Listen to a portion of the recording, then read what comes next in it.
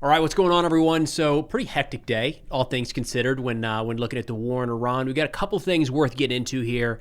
First off, we've got new reporting that President Trump believes a ground operation in Iran, specifically on one of the islands in the Persian Gulf, could be enough to shock the Iranian regime into surrendering. Now, that, of course, comes as a number of U.S. forces continue to move into the region, with the first group of Marines arriving today, tomorrow, Saturday, sometime in the next couple of days. We also have a very hawkish organization, Foundations for Defense of Democracies, looking at that plan to take Kharg Island and saying, Mr. President, please don't do that.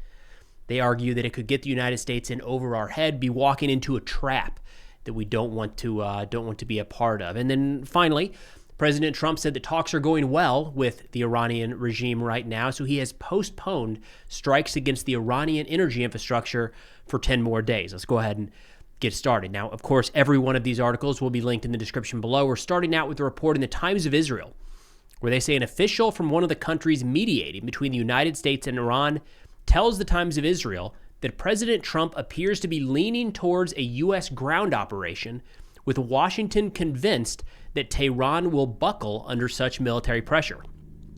They say the official says the U.S. privately recognizes that Iran is not likely to agree to the concessions presented in Washington's 15-point plan and has dispatched thousands of troops to the region in order to capture Tehran's Kharg Island on Trump's orders.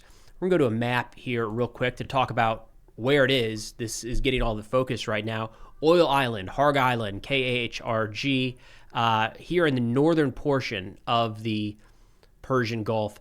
This island is what all of a sudden, like the talking heads on all the news outlets have been saying, this is the thing, this is what we have to take. You do this and we win the war. Senator Lindsey Graham has talked about that. I think General Kellogg even talked about that a couple days ago. This is where 90% of Iranian oil exports move through. So yes, it would be a problem for Iran losing this. Personal assessment is I think we are overestimating what taking this island would do to the negotiating position within the regime. And I don't think I'm alone in that assessment. A lot of the analysts we've looked at and have quoted in recent days, to include senior former officials from CENTCOM, General Votel in a video earlier today, they look at this and say, yes, we can, but to what end? What exactly are we going to accomplish? And we've talked through the challenges of, yes, the U.S. can put forces on Kharg Island. Yes, we can take over that island.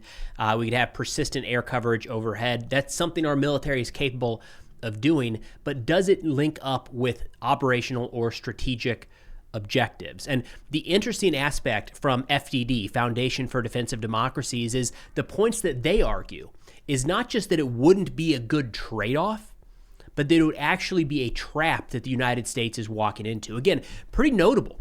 FDD is an very hawkish organization. They hate the Iranian regime, and I would argue have been advocating for some sort of regime change war with Iran for a long time. So for them to come out and look at this and say, hey, let's be careful, I think it's the type of thing that deserves some attention.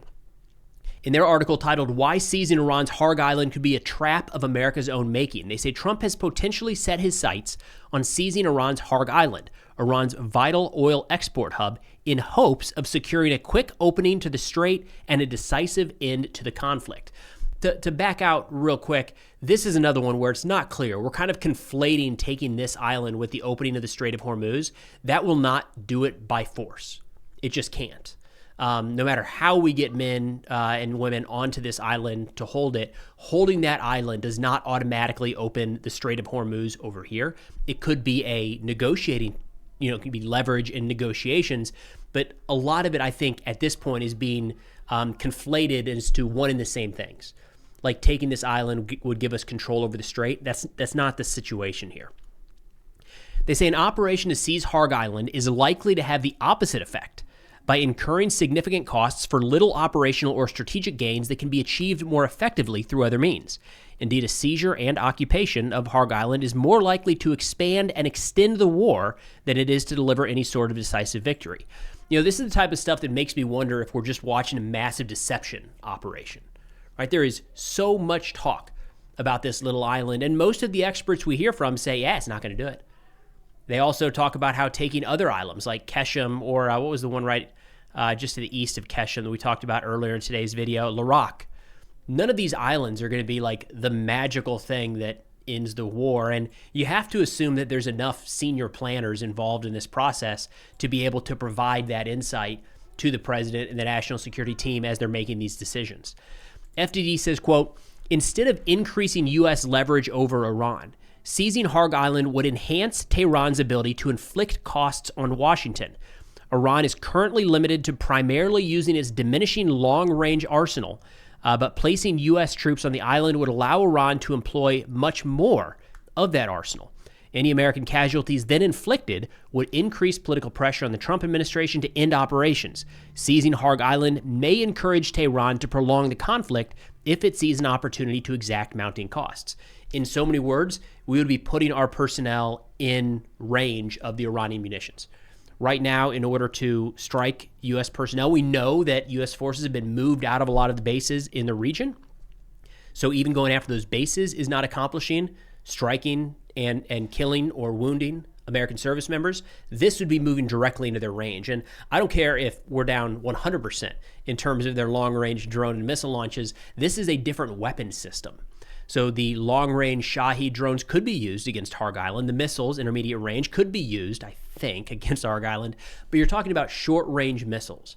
To a degree, multiple launch rocket systems, maybe even cannon artillery with certain types of rounds, medium-range strike drones. All of that is within range of Kharg Island, that it's not really anything that we've seen utilized so far in this conflict. Now, there's a lot of ways to go about mitigating that, right? To get a MLRS system somewhere near this coastline to fire unguided munitions at this island, if we have persistent air coverage, that MLRS probably is not going to survive very long.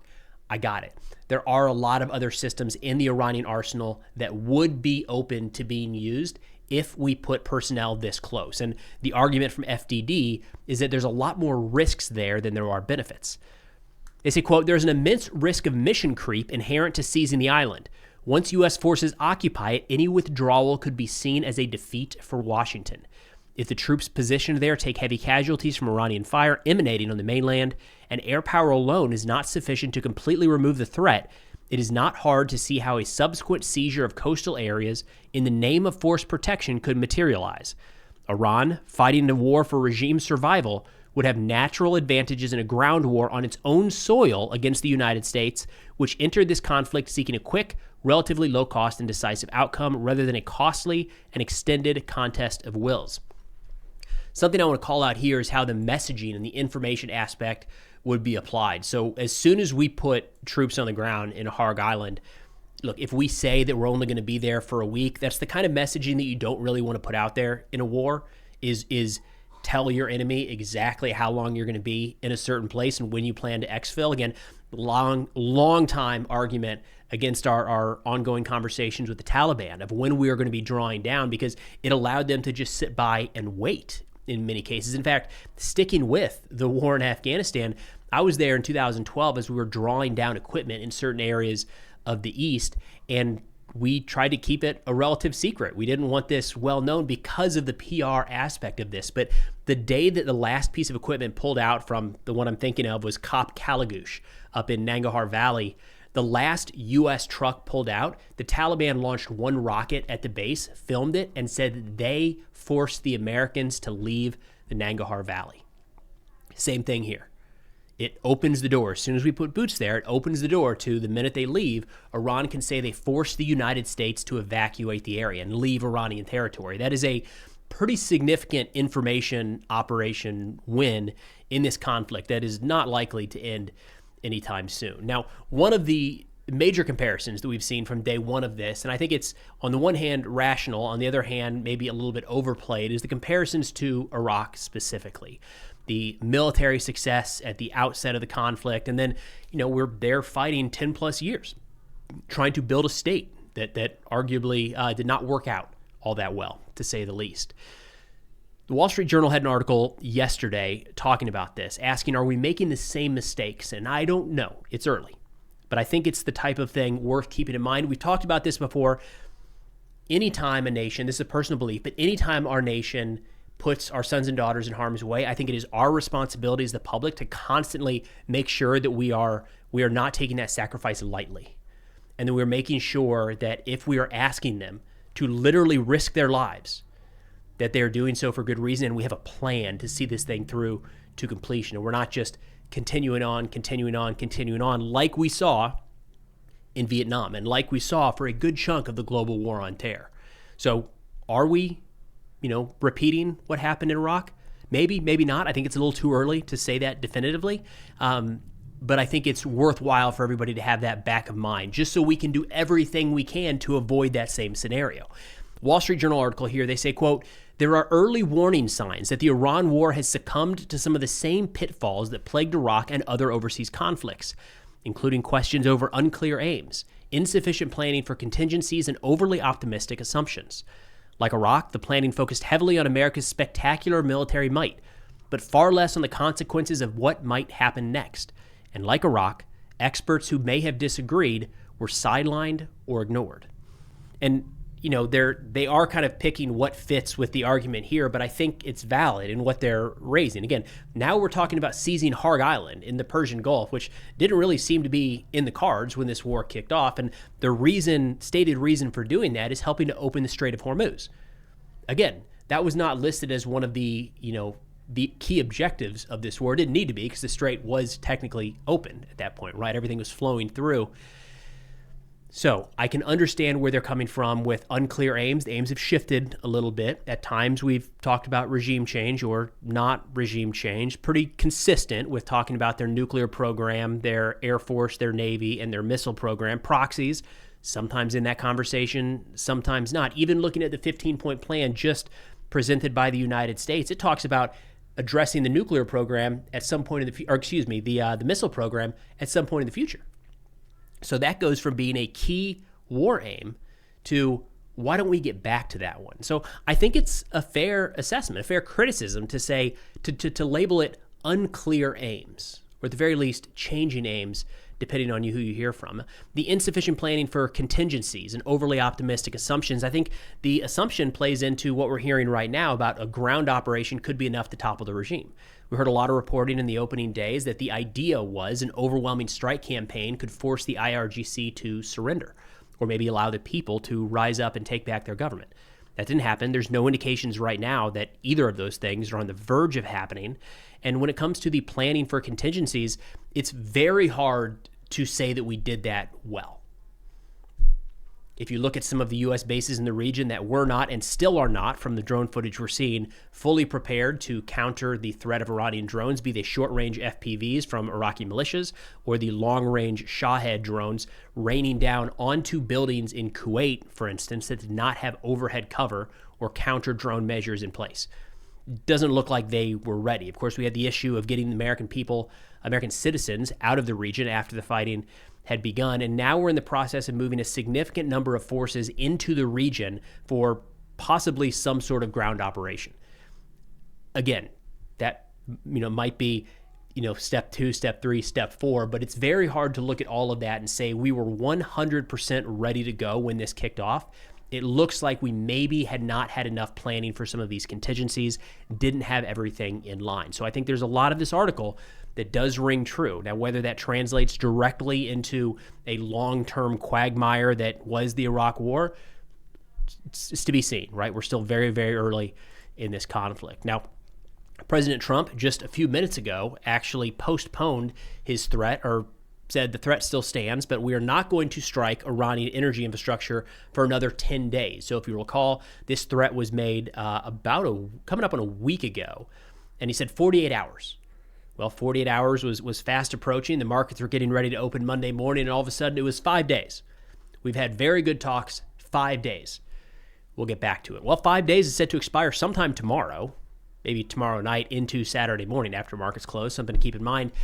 And just a few moments ago, President Trump said talks are actually going very well, so we'll wait 10 days now to allow these talks to continue. Very difficult at this point to understand what exactly is happening with the talks, because we're hearing very conflicting news from the two sides. Now, Tasnim, this is an Iranian source, so keep that in mind. They said they have made clear its response that the enemy's aggressive acts of assassination must end. They're talking about their terms to end the war, so no more assassination attempts on Iranian leaders. Concrete conditions should be established to ensure that the war does not start again.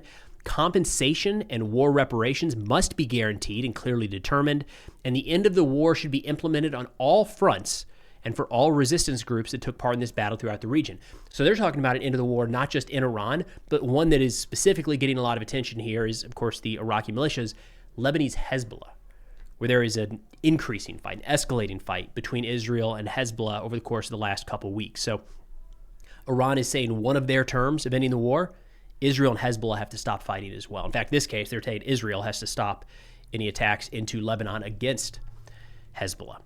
Hard to see all of those being agreed to at this point. Generally, what we're seeing are both sides coming out with their maximalist aims, and it doesn't seem like there's really any overlap, hardly at all. So I wouldn't say that maybe talks are happening. It's hard to look at this and say that something is on the verge of a breakthrough. And a part of that is Iran is very, very skeptical of dealing with the United States right now. And again, I would like to see a lot of these U.S. objectives accomplished, but we have to understand where Iran is coming from when we're laying these things out.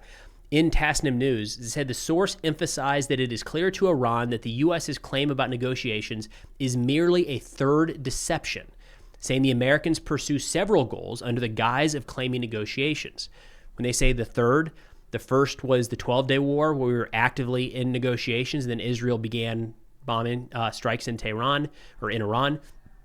The second was the lead up to this conflict, where we talked about ongoing negotiations, had the next round planned, and then U.S. and Israeli strikes began. So from the Iranian perspective, negotiations are just a cover for war. And I hate that, but let's be real. Let's be honest. If you're in their situation, that's what it has been for the last 9 months. So why would you assume anything different this time? They say the source emphasized that the first deception is to deceive the world by presenting an apparently peaceful image that the U.S. seeks an end of the war. The second is to keep global oil prices low. And the third is to buy time to prepare for new action in southern Iran with a ground force invasion. So kind of bring it back full circle. Iran is predicting, along with Israel and a number of sources in the United States, that ground troops are likely to be utilized here in the very near future. And from Iran's perspective, the negotiations, the talks, the possibility of a ceasefire or a peace deal is just deception. They don't think the United States or Israel has any intention to actually see this thing through at the negotiating table right now. They are planning for a continuation of hostilities. So to that end, we've now got 10 more days until President Trump says we're going after the Iranian energy infrastructure, which would be a major shock, a significant escalation in this conflict. And between now and then, there should be a number, somewhere between, call it 5 and 10,000 minimum, U.S. forces arriving in theater that could be used for some sort of ground operation. So that is what we're going to keep an eye on. Now, for anyone interested, we've started consolidating all of our content on Substack. So everything's there. It's a great platform, by the way. Used to use it a while ago, went away, but it's super clean, very effective. They do a good job kind of being very user-friendly, in my experience. A lot of great creators there. But on Substack, we're loading long-form content that you see on YouTube here, short-form content that goes on like TikTok and Instagram, pictures and videos that we're pulling off of Telegram channels, and kind of the research, articles and podcasts, the research that goes into making these videos that doesn't always make it into the finished product. It's all over there on Substack, as well as a members-only chat, kind of a community chat that I think is really cool, really good setup so far, and I like how that's been going. So if interested, check that out. Substack, linked in the description below. That's all we got for now. Thanks for watching, and I'll see y'all next time.